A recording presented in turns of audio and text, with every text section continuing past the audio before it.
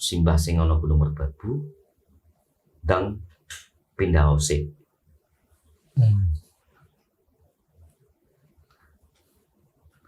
Bakal ada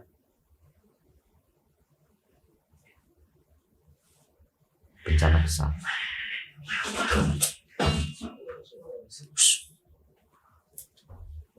Taruh, cut dulu nih. Ini kan saya bilang ini nuh. Iya. Ini tuh nggak sembarangan ceritain memang. Taruh dulu bentar. Ada apa ini? A'udzubillahi minasyaitonirrajim. Bismillah. Halo Sobat Story Monedi, malam ini kita kedatangan tamu lagi. Malam ini sangat spesial pokoknya. Kita kedatangan tamu Mbah Langit. Selamat malam Mbah Langit. Selamat malam. Terima kasih banyak Mbah Langit sudah mau mampir di acara Story Monedi. Kira-kira Mbah Langit ingin menceritakan tentang apa Mbah Langit? Saya akan menceritakan tentang kejadian waktu erupsi Merapi tahun 1994. Waduh, saya masih kecil banget tuh Mbah Langit. Iya. Kira-kira apa yang terjadi waktu itu Mbah? Untuk inti cerita, pertama itu pesan untuk warga sekitar Gunung Merapi, dan untuk warga sekitar Gunung Merbabu. Oke, ditahan dulu Mbah Langit. Makin penasaran gak lu? Gue aja makin penasaran banget. Pokoknya pantengin terus channelnya, tonton video dari awal sampai akhir biar tidak ada kesalahpahaman, salah mengartikan. Tunggu apa lagi? Langsung saja kita mulai.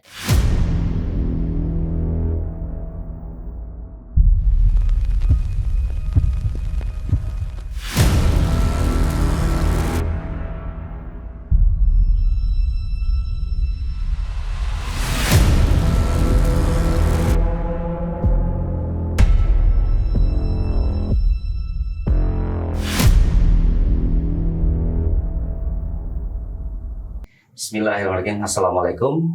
Saya Mbah Langit, praktisi spiritual dari Jawa Tengah. Di sini saya mau ceritain tentang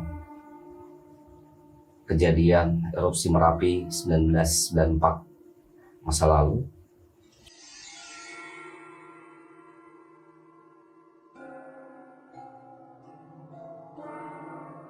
Kebetulan waktu itu saya masih umur belasan dan saya masih bersekolah di suatu desa, suatu tempat, tepatnya di Jawa Tengah, Salatiga. Dan di situ saya itu memang sudah sedikitnya sudah mengerti tentang hal-hal gaib, karena banyaknya peristiwa yang saya rasain dan saya temuin. Saat itu memang umur saya memang masih muda, tapi saya udah benar-benar paham. Iya. Hal-hal yang mungkin orang nggak tahu, tapi saya tahu. Dan pertama saya dapat pesan. Saat itu umur saya masih sekitar 14 tahun atau 13 tahun. Awal mulanya saya dan Pak D saya mendapat isyarah untuk laku tirakat. Dan laku tirakat itu saya lakukan semacam bersemedi atau bertapa. Karena saya posisi sedang sekolah, masih bersekolah kala itu, saya mencuri waktu di situ. Kebetulan paman saya, saudara-saudara saya guru di sekolah itu. Jadi banyak luang waktu yang bisa saya pakai saat itu. Untuk yang mau saya ceritakan adalah pesan saat erupsi itu dan sebelum terjadinya erupsi itu. Oh, Mbah dapat pesan itu Mbah? Betul. Dan di sini saya merasa memang saya harus menceritakan ini untuk diketahui semua orang.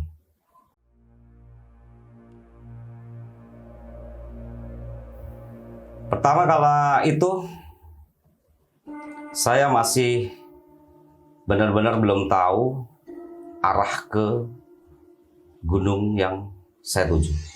Ternyata gunung itulah Gunung Merbabu. Dan di situ saya itu mendapatkan sebuah isyarah dan bukan lewat mimpi. Tapi memang saya laku tirakat sebelum-belumnya itu masih di daerah Salatiga. Dan saya memang bertempat tinggal di Salatiga. Iya. Cuma di sini saya mendapatkan isyarah ini lewat bangsa yang tak terlihat. Pertama gini, waktu itu malam Selasa, saya ingatnya malam Selasa, saya dapat isyarah bahwasannya saya ditemuin sosok gaib, tapi rupanya itu seperti sosok Prabu. Saya tidak bisa menyebutkan namanya, cuma saya berikan gambaran aja. Iya. Disitulah saya diberikan wejangan sama beliau. Kalau dalam bahasa Jawanya tuh gini, le dang munggau mbahmu condro muko ajem maringi pesen. Disitulah saya bergetar, saya kaget. Ada apa kok tiba-tiba saya dipanggil sama Mbah Condromuko. Dan yang dimaksud Condromuko itu Gunung Merbabu. Dan di kala itu saya diminta untuk ambil pesan itu di puncak Merbabu. Tepatnya di Lumpang Songo. Kenteng Songo. Oh, Kenteng Songo. Iya. Nah, di hari berikutnya saya berpikir keras di situ. Saat itu saya belum mendalami betul soal ilmu spiritual dan belum mendalami hal-hal yang jauh dari pemikiran saya. Tapi memang di situ saya sudah mengerti hal yang seperti itu. Tidak selang lama, beberapa hari ke depan, saya coba buat berkomunikasi lagi dengan leluhur yang kemarin beri info ke saya, beri pesan ke saya. Disitulah saya berjumpa lagi. Saya bertanya, sebenarnya ada apa, Mbak? Beliau bilang, wis to, dang munggau se, mbahmu wedok arep menehi pesan. Kalau dalam bahasa Indonesia ya udah, berangkatlah ke puncak dulu, naiklah dulu, nanti mbahmu putri akan beri pesan. Disitulah saya bersiap untuk berangkat. Pertama saya berangkat dari rumah. Kebetulan saya di Salatiga itu di desa yang benar-benar jauh dari mana-mana. Karena kondisinya kampung dan memang saya ditempatkan di situ karena memang ilmu spiritual yang harus mewajibkan saya di situ saat itu. Saya diperintahkan berangkat ke Gunung Merbabu dan saya berangkat. Waktu itu sendiri berarti? Saya sendiri. Pertama dari desa saya sampai Salatiga kota itu tepatnya di Pasar Sapi. Pasar Sapi itu kan saya ke kiri ke arah Kopeng. Kebetulan jalurnya itu saya lewat Kopeng. Saya ikuti jalur pendakian yang ada di Kopeng. Alhamdulillah kita dipermudah di situ dari perizinan atau apapun kita alhamdulillah dipermudah karena ya saya berbicara sama para petugas karena saya adalah yang diberi pesan dan saya harus sampaikan. Setelah saya sampaikan pesan saya ke para petugas, akhirnya saya naik. Tapi saya nggak tahu di situ tuh Kalau Merbabu kan memang kan ada pos-posnya. Iya. Kalau untuk pos-pos saya nggak paham saat itu, memang saya masih kecil dan waktu itu kan udah berlangsung lama. Mungkin kayaknya waktu itu tahun 94 belum terlalu ada namanya juga kali, pos 1 pos 2. Iya, saat itu pos 1 saya tahu ini ada tulisan pos 1 dan ada gubuk-gubuk kayu Iya, iya. di sini. Nah, berawal dari situlah saya merasa ini apa gitu loh. Kok ada yang seperti ini? Pas naik pertama, saya sudah diketemukan sama makhluk tak kasat mata. Makhluk gaib yang memang menuntun saya. Saya nggak tahu, saya buta dengan rutenya, saya buta dengan jalannya. Saya belum pernah saat itu.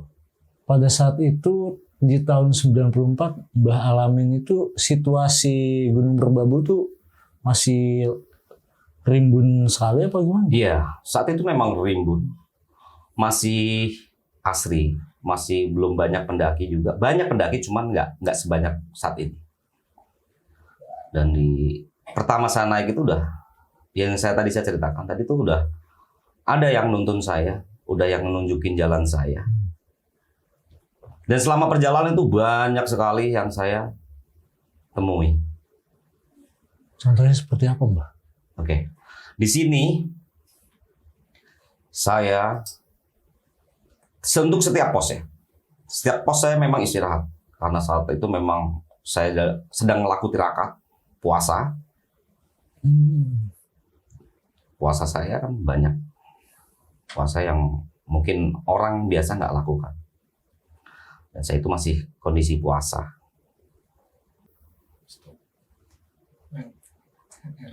Error. Hah? Dari tadi ya errornya ya? Enggak sih, ambil yang ini soalnya. Apa? Ntar. Hmm? Enggak emang gitu, emang gini kan. Di saat itu saya mulai naik dan tepatnya saya mulai pos 1 ya. Di pos 1 tuh udah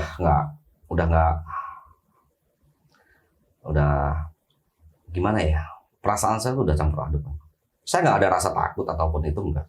Karena saya udah biasa bertemu dengan yang hal-hal seperti itu. Dan saya anggap ya udahlah. Itu makhluk Allah juga dan saya nggak peduli dengan itu. Kalau mau saya ceritakan kalau sebenarnya makhluk itu seram. Jadi untuk pos 1 aja saya udah melihat gerbang itu penjaganya itu luar biasa. Oh, di sana ada gerbang. Ada. Sebelum pos 1. Saya masih ingat itu. Dan penjaganya itu luar biasa. Dia tentara kerajaan yang berpakaian baju hijau dan merah. Oh, iya. Situ. Hijau dan merah. Iya. Dan saya lanjut naik ke atas lagi. Semakin larut, waktu itu saya udah mulai maghrib. Menjelang pos 2 itu udah mulai maghrib. Saya berjalan terus ikutin arahan dari yang ngarahin saya ini. Dan saya nggak boleh sebutkan juga itu.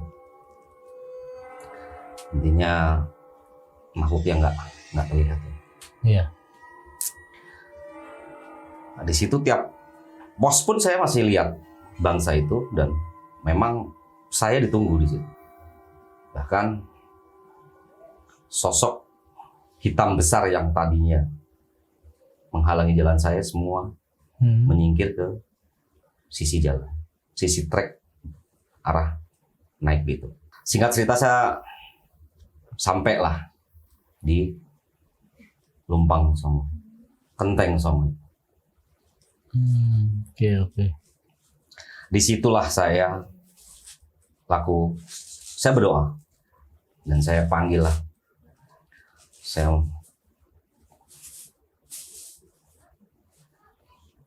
minta isyarat di situ, petunjuk. Sebenarnya ada apa ya? Di saat itu memang kondisi sepi ya, nggak ada satupun pendaki saat itu. Karena memang Merapi itu sedang erupsi.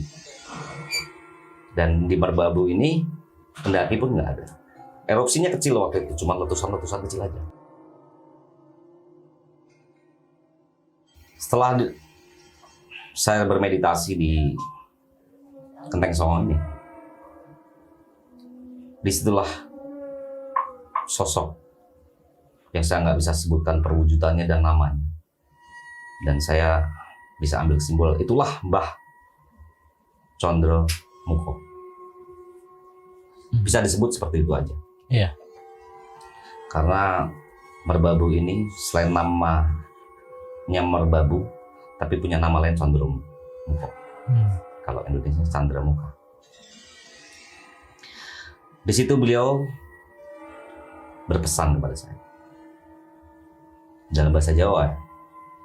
Le, mbahmu lanang gek rape atine. Dalam artian kakekmu lanang, kakekmu laki-laki. Kakekmu ya? Iya, iya. Kakekmu sedang tidak baik-baik aja. Maksudnya apa, Mbah? Saya tanya gitu. Mbahmu lanang iki lagi nesu. Marah kenapa? Saya pun bertanya.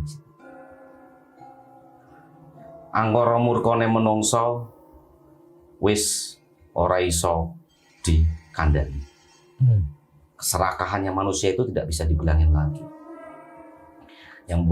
Yang memicu Mbah Kakung ini marah. Saya masih bingung kala itu karena saya masih kecil. Iya. Saya tanya, mbahku itu siapa? Dalam bahasa Jawa. Mbahku sinten? Mbahmu lanang kuwi Mbah Condro Geni. Di situ ya Pak. Iya. Ternyata Mbah Condro Geni itu Gunung Merapi. Iya, iya. Yang sedang nggak enak hati, marah di kala itu. Saya belum tahu kenapa kok bisa marah, kok bisa seperti ini.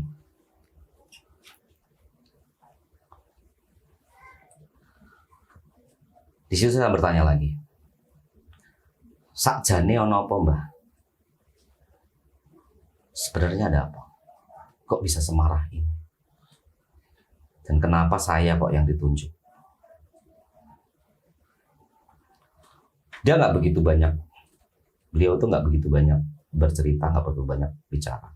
Cuman ya udah, beliau cuma bilang, wis to, opo sing tak welingi, tak wekasi ning awakmu, ndang nglakokno. Nggih, Mbah, saya bilang gitu. Nggih, saya siap di situ. Saya udah berpikir, oh ternyata kok ada pesan penting yang memang benar mau disampaikan. Saya pikir cuman entah itu pesan-pesan biasa.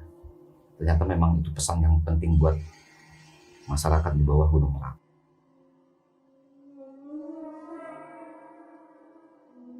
Dan di kala itu memang saya benar-benar ngerasa ini emang benar-benar nggak bisa saya tinggalin dan benar-benar harus saya lakukan.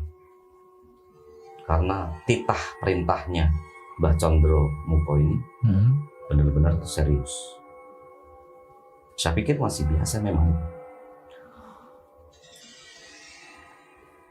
Saya duduklah di situ di antaranya Watu Lumpang itu, Genteng Songo ya. Oke, Genteng Songo. Saya duduk di antara itu.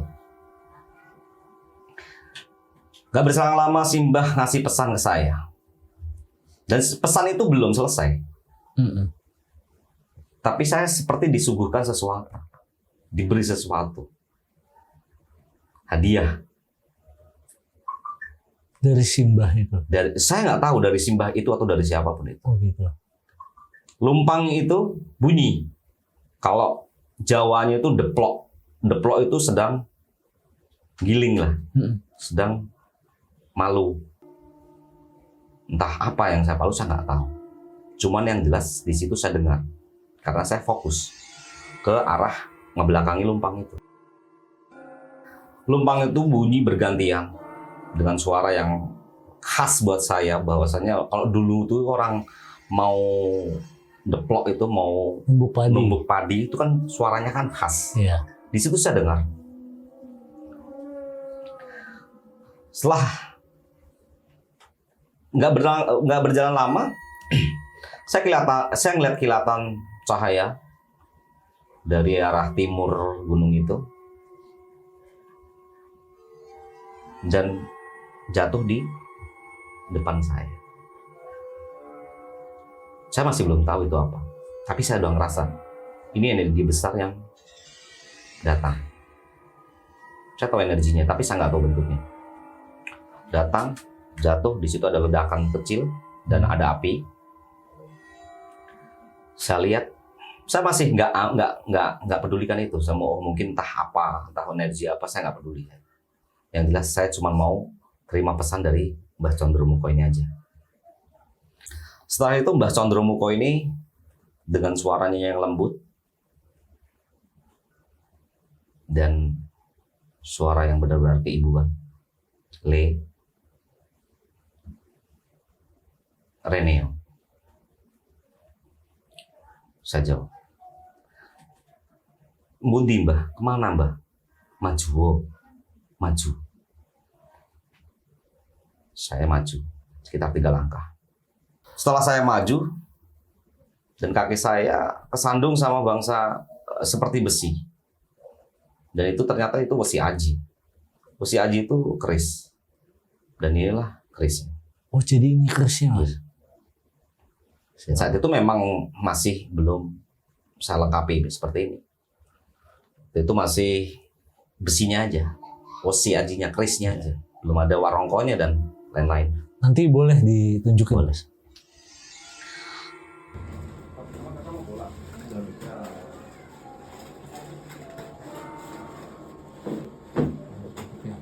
Setelah saya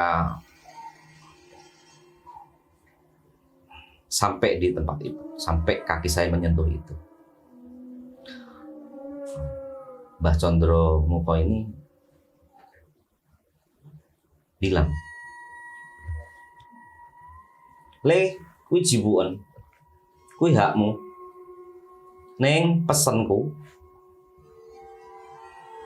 kekno pesen iki ning wong sak kulone Merapi." Oh, situ. iya. Wong sak kulone Merapi. Berarti baratnya Merapi. Saya nggak tahu barat Merapi di mana, saya nggak paham waktu itu. Setelah itu, oh iya, saya cabut. Keris itu saya cabut. Keris itu posisinya nancap tapi nggak dalam. Saya cabut. Oh, iki Mbah. Yole dengan nada yang keibuan. Penuh rasa gimana sih? Suara ibu. Iya.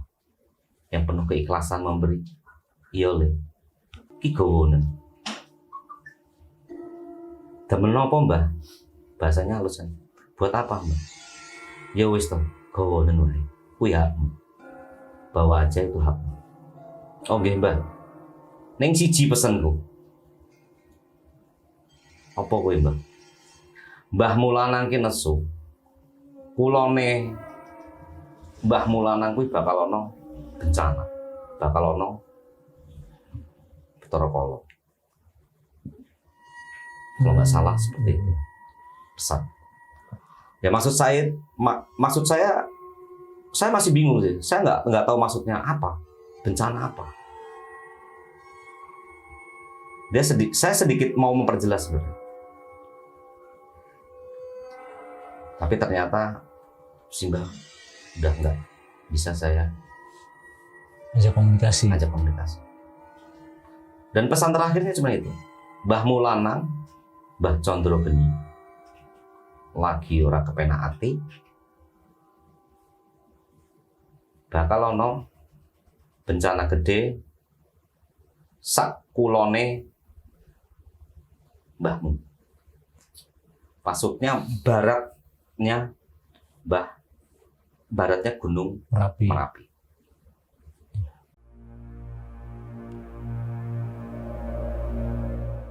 Setelah berpesan Mbah Condromuko ini sudah nggak ada lagi. Beliau saya panggil pun saya sudah tidak respon. Dan situ memang hening sekali. Kondisi anginnya kencang, cuma suara-suara angin aja. Kan kalau dulu itu kan di Lumpang Song, di Lumpang ini, saya nggak tahu Lumpang Songo Lumpang apa, saya nggak tahu. Cuman saya itu nggak ada 9 sih. Kalau ceritanya Kenteng Songo ya, nggak ada 9. Di situ nggak ada namanya pohon terbuka, angin kencang. Saya cuma dengar suara deburan angin aja. Dan saya masih berpikir, pesan apa lagi ya yang akan disampaikan Simbah. Di situ saya masih berusaha buat manggil. Intinya saya ingin memperjelas apa lagi. Jangan sampai simpang siur. Setelah berapa lama saya duduk di situ dan saya memanjatkan doa, meminta sama Allah Subhanahu wa taala untuk perlindungan saya dan orang-orang di sekitar. Karena pesannya Simbah itu, saya jadi khawatir. Oke, saya di situ udah nggak bisa berpikir lagi dan saya memang harus menyampaikan pesan ini. Akhirnya saya turun.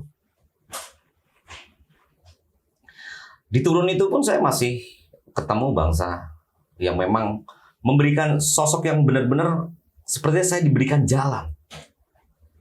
Ditunjukin jalan.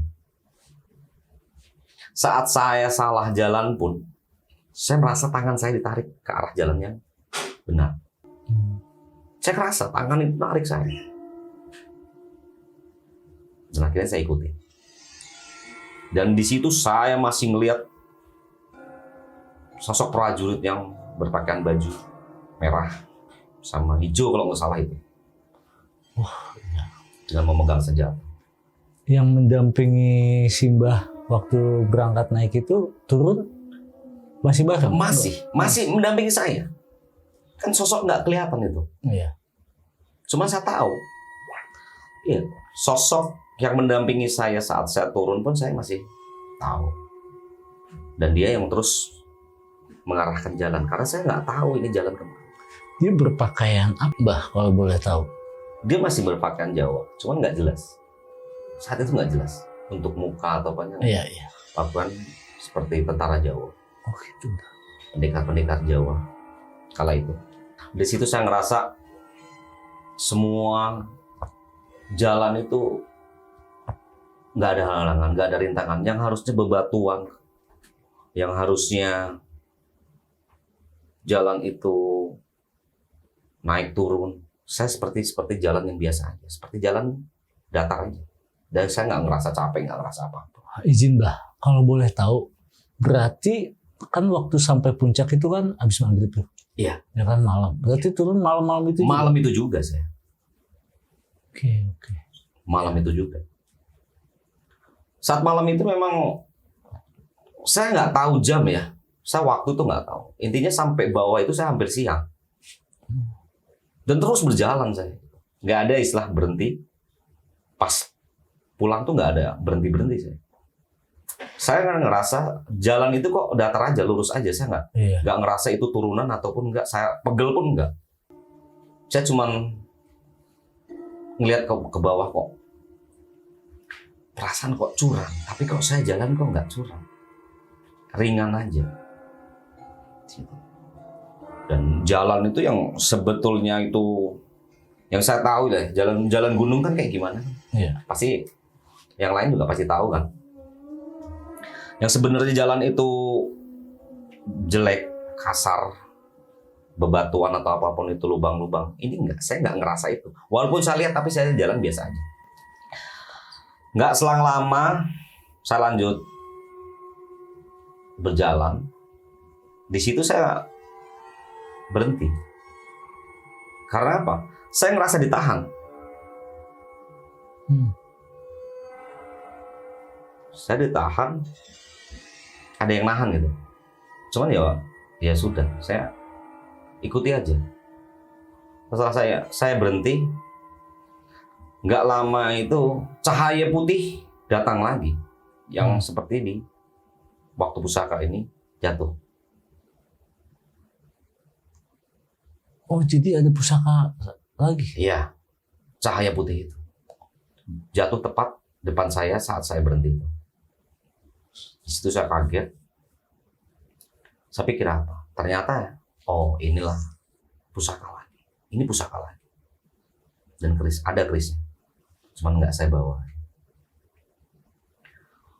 Jatuh. Saya ingat pesan Mbak, kalau yang tadi untuk yang di atas kan keris suruh ambil. Berarti ini saya suruh ambil juga.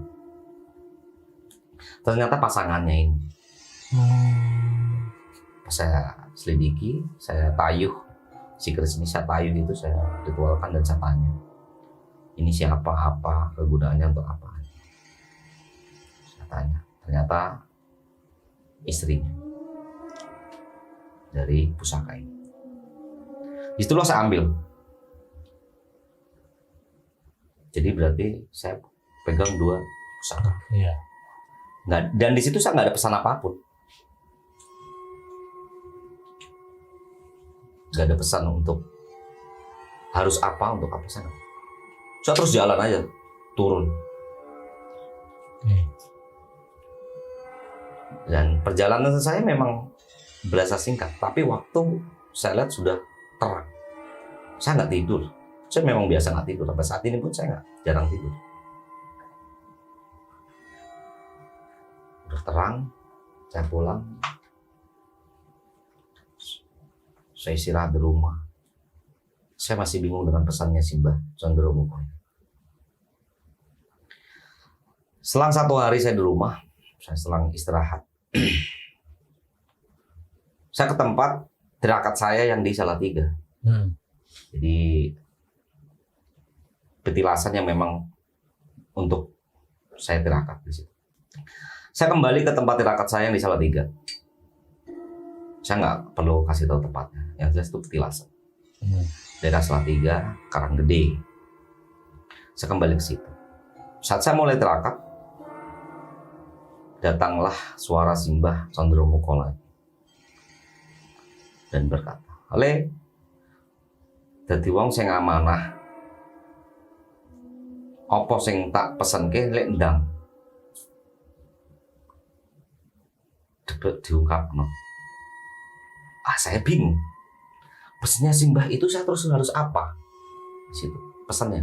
Jadi Simbah itu berbicara, dengar suara itu, saya bicaranya gini. Kalau dalam bahasa Indonesia. Nah, pesan Simbah ini segera sampaikan. Kamu jadi orang yang amanah. Setelah saya beri pesan, tolong sampaikan. Di situ saya bingung. Maksudnya pesan ini saya sampaikan ke siapa? Iya. Ya kan? Saya masih bingung. Saya bertanya di situ. Pesannya kan gue sopo Mbah? Putumu iki bingung. Nggak jawab. Dan sudah hilang lagi, nggak ada suara lagi. Saya tanya, Mbah, udah nggak ada.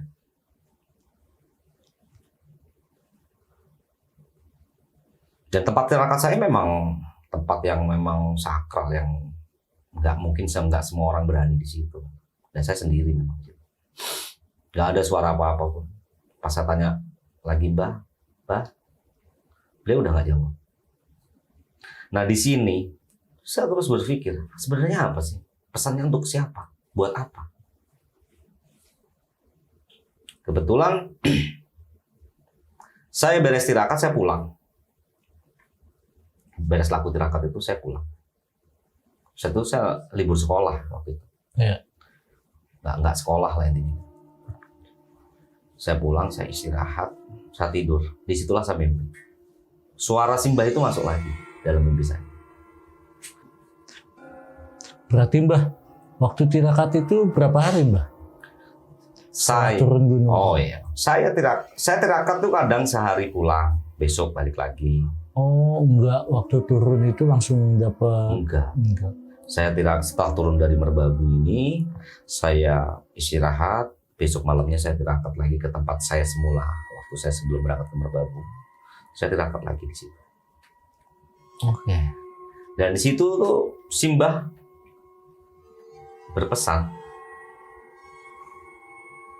Waktu ngimpi itu. Iya, setelah saya bermimpi, setelah saya tirakat, saya pulang, saya istirahat dan tidak tertidur, saya tidur dan bermimpi ya.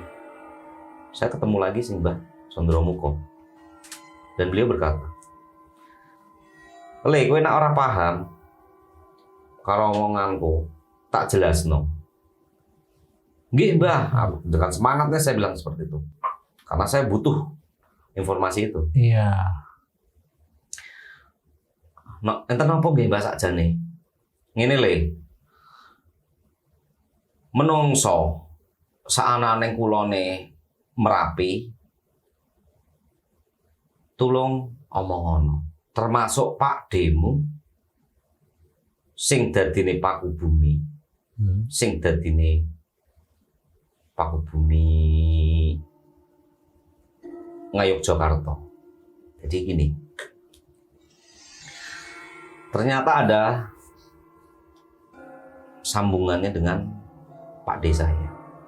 Dia pun salah satu spiritual dari Jogja dan asli Jogja. Dan dia sedang laku tirakat di lereng Gunung Merapi di bagian barat. Tuh. Dan Simbah itu berpesan, "Lek ndang mangkato, waktumu wis ora suwe." Nah, di situ saya berpikir, oh iya, karena waktu itu kan saya mikir ada Pak D saya sedang di situ. Dan Iya. itu keluarga saya. Oh, maksudnya untuk menyelamatkan ini selain masyarakat sekitar. Dan ada emang keluarga saya di daerah Jogja dan nggak jauh dari Merapi itu. Ya, Cangkringan. Kebetulan di situ. Dan saya berpesan kepada keluarga saya. Saat itu kan belum ada handphone. Iya. Saya ke sana. Ke arah keluarga saya yang ada di Cangkringan. Dan saya beri pesan ke mereka. Kalau bisa, lebih baik pindah dulu ke Sleman. Ada keluarga saya juga di daerah Jogja, bagian Sleman yang kota, yang jauh dari Merapi. Saya dari Salatiga lari ke Jogja, tepatnya ke Cangkringan. Di situ keluarga saya di situ banyak. Ya nggak banyak, cuman ada. Kala itu saya minta ke keluarga saya di situ. Bule sama Pak D saya juga ada di situ. Jadi saya bilang, "Bule, Pak D, wis ana pesen saka Simbah sing ana Gunung Merbabu dan pindah osik."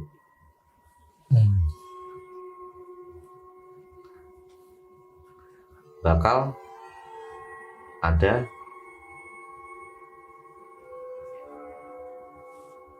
bencana besar.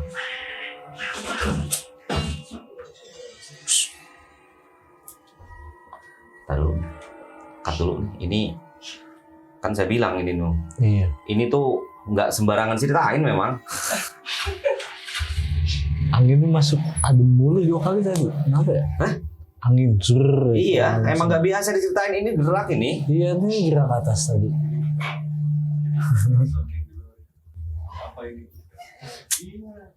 Taruh dulu bentar.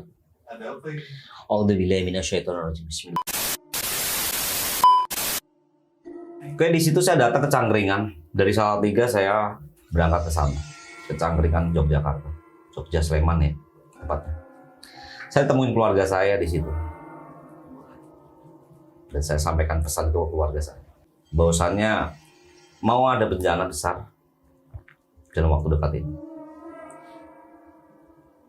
Dan keluarga saya percaya di situ, memang percaya kan, karena memang tahu background saya seperti apa waktu dari saya kecil.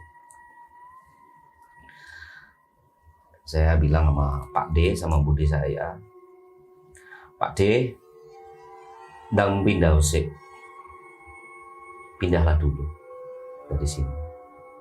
Di sana kan ada rumah Simbah di Sleman bagian Utara kalau nggak salah. Emang ono apa lagi? Bakal ada bencana besar. Dari mana? Gunung Merapi. Wah, disitulah mereka kaget. Tenang, Le. Ya. Sampaikan ke penduduk desa. Tetangga-tetangga separuh.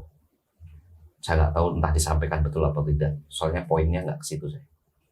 Saya cuma beri pesan ke keluarga saya dulu. Nah, nggak berselang lama, keluarga saya berkemas. Entah sempat menyampaikan ke tetangga sebelah atau tetangga terdekat, saya nggak tahu.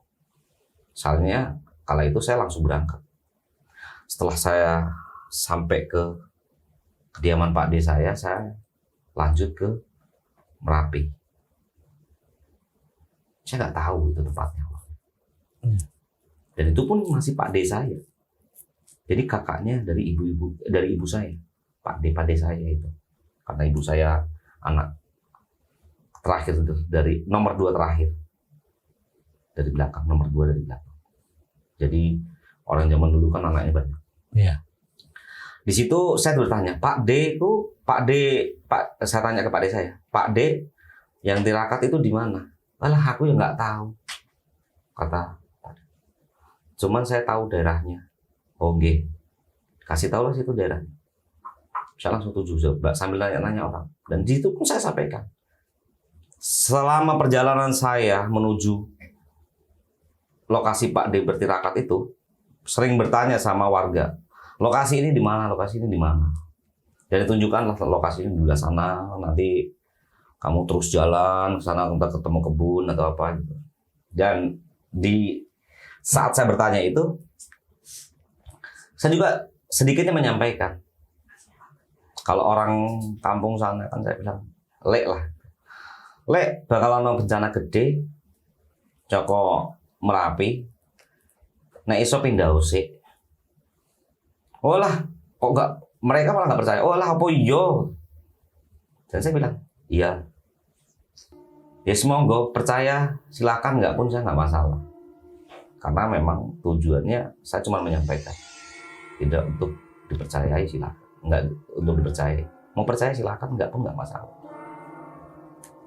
Di situ saya ngerasa perjalanan itu memang berasa mudah saat itu ke arah Merapi, tempat Pak D saya bertirakat.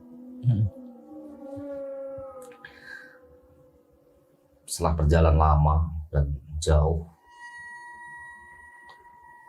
saya akhirnya ketemu tempat di mana Pak D saya bertirakat. Di situ saya sampaikan ke Pak D saya yang sedang bertirakat. Pak D, Simbah Condromuko wis maringi pesen. Sopo wae sing ning kene ndang nyinggiro sik. Mbah Lanang Condro Geni lagi nesu, lagi marah. Maksudnya Gunung Merapi lagi marah. Di situ pada saya berhenti untuk tirakatnya. Dan pulang kami bareng dari tempat tirakat itu. Oh iya. Ya wis, nek gitu kita pulang. Bareng-bareng lah kita pulang. Setelah pulang, kami semua keluarga berkumpul di Jogja. Cuman yang jauh dari Merapi. Ya. Yang kita anggap ini aman. Kita berkumpul di situ dengan menunggu suatu kejadian yang kita tuh belum tahu pasti gitu. Setelah berlangsung 3 atau 1 minggu, saya lupa itu. Setelah saya berkumpul di lokasinya di Jogja, bagian yang jauh dari Merapi, keluarga kita nunggu kejadian itu. Itu saya nggak tahu, selang 7 hari atau 3 hari saya nggak tahu, saya lupa. Dan di situ terjadilah erupsi Merapi.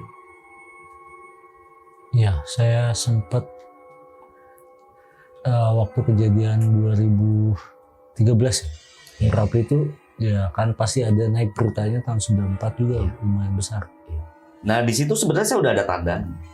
Pusaka yang diberikan Mbah Condro Mukos kala itu di Merbabu itu, mereka bergetar semua sebelum itu terjadi. Karena pusaka ini kan saya ada ruangan khusus dan memang tempat-tempat pusaka keluarga kami ya. Di situ berisik nih. Klotak. Pusaka dua ini bergetar terhebat saat itu. Saya udah firasat bahwasanya ini akan terjadi. Gak selama letusan besar itu terdengar memang. Dan awan panas itu ke arah barat. Barat Merapi. Iya. Pesannya ya. Iya. Di situ saya cuma bisa berdoa, ya Allah, siapapun manusia, siapapun orang yang ada di lereng Gunung Merapi itu yang terdampak dengan bencana ini, selamatkan. Dan saya memohon maaf kepada Allah seandainya saya tidak bisa menyampaikan pesan ini kepada semua.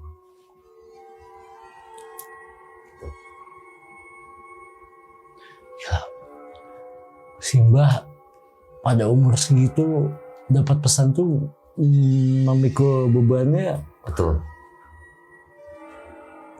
luar biasa. Disitulah pesan.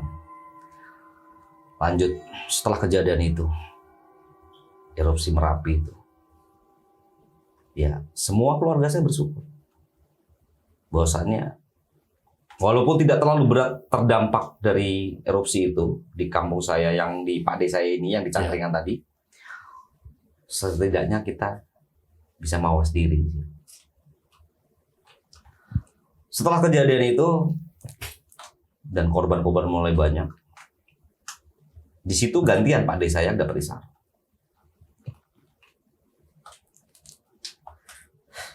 Cuman isarnya bukan dari Gunung Merbabu, tapi isarnya dari Gunung Merapi.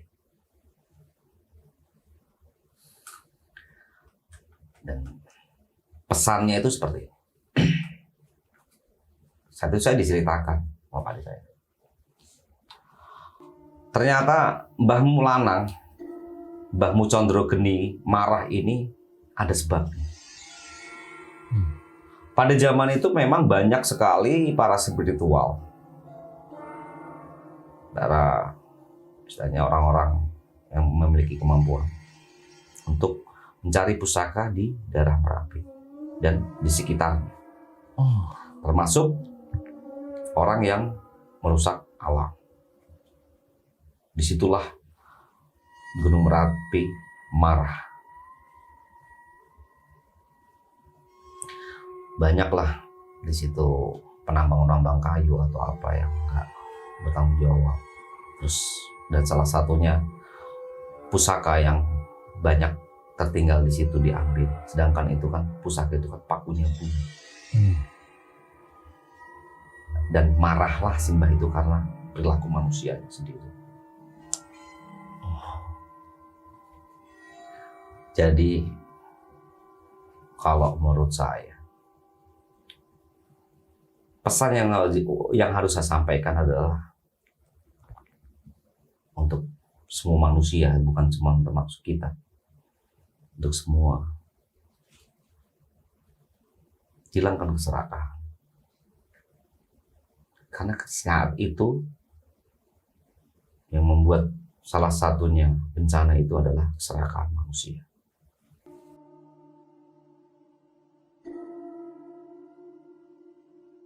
Ya itulah pesan dari Mbah Condro Muko. Dan ternyata Mbah Condro Muko itulah istri dari Mbah Condro Geni. Oh gitu Mas. Makanya beliau yang memberikan pesan ini pada saya. Karena Mbah Condro Geni nggak mungkin mau bicara saat itu. Mungkin saya nggak tahu. Karena akan ada seperti ini. Oke Mbah. Jadi sebenarnya saya masih banyak pertanyaan yang mengganjal Mbah. Banyak banget pertanyaan yang saya harus tanyakan kayak ke Simba. Kayak kita masuk season pertanyaan.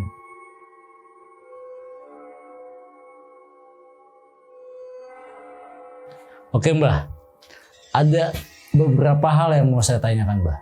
Soal masalah, saya kan suka penggiat alam juga nih, Iya. suka naik gunung juga. Beberapa tahun yang lalu tuh saya sempat naik Gunung Merbabu. Iya. Saya pengen tahu nih Mbah, kenapa tuh? Nah tadi kan Mbah sempat menyebutkan larangan bukan larangan ya.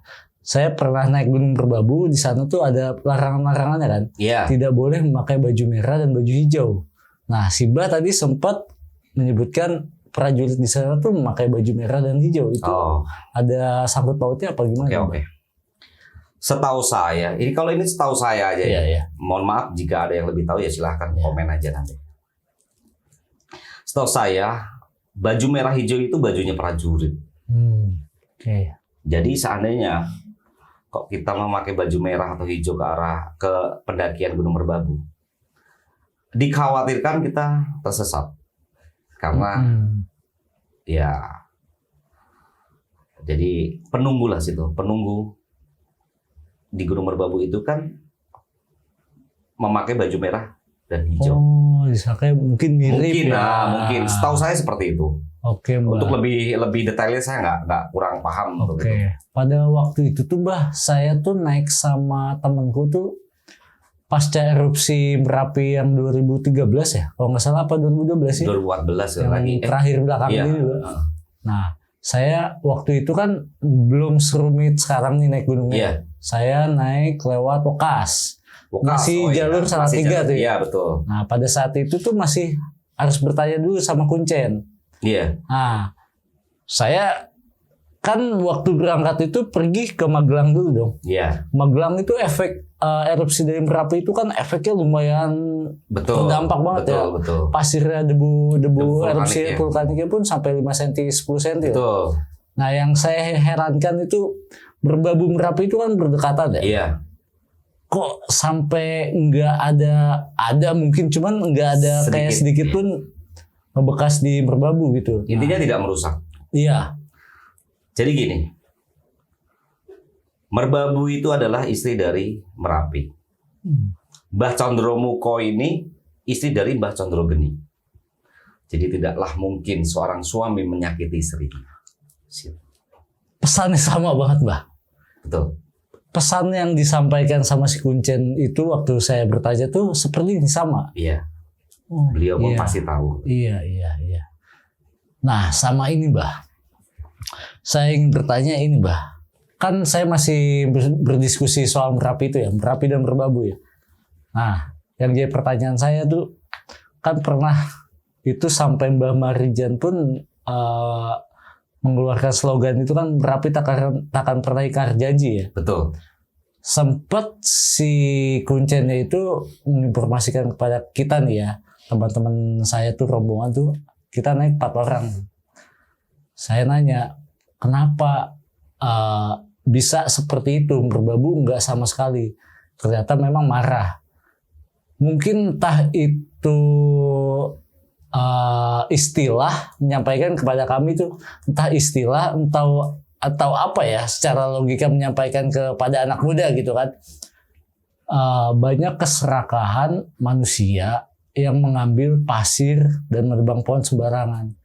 Apa itu istilah atau ternyata kan tadi Mbah menyampaikan banyak yang mengambil pusaka-pusaka tuh Mbah.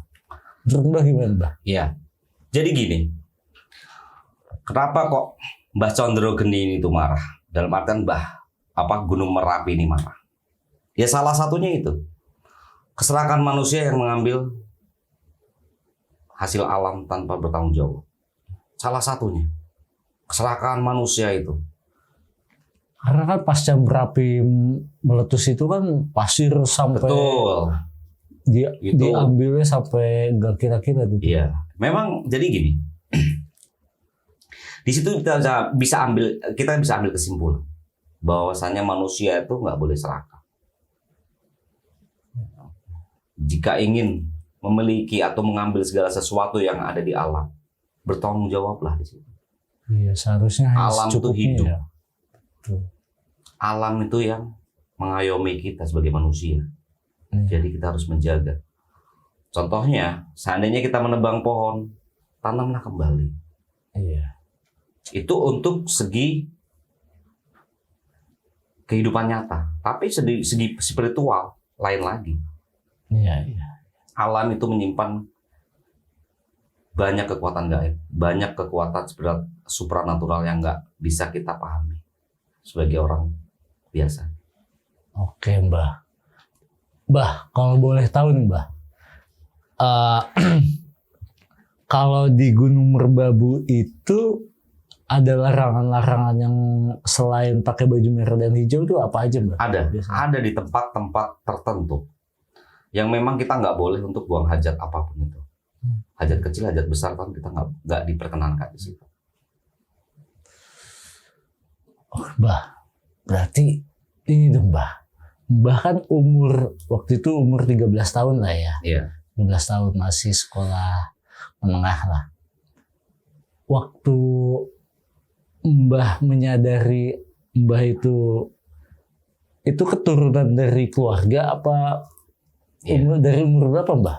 Saya dari umur Menjalani ritual-ritual 8 tahun. apa? 8 tahun kala itu saya sudah mulai menjadi anak yang aneh di antara anak-anak yang lain. Dan memang saya keturunan dari kakek saya dan keluarga saya.